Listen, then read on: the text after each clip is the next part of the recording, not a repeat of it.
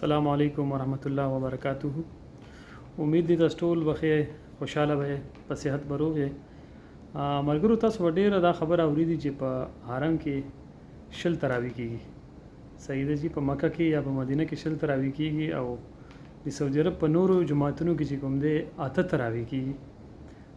دا خبره خو داسې وه مخکې هم داسې وه چې نورو جماعتونو کې به اته تراوی کېدي او په حرم کې به شل کېدي.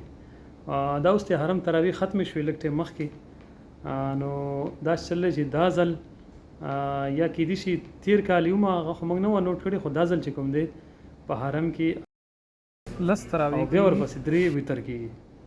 نو دا په مکه کې د مکې حرم کې او په د مدینې حرم دواړو کې لس تراوی کېږي.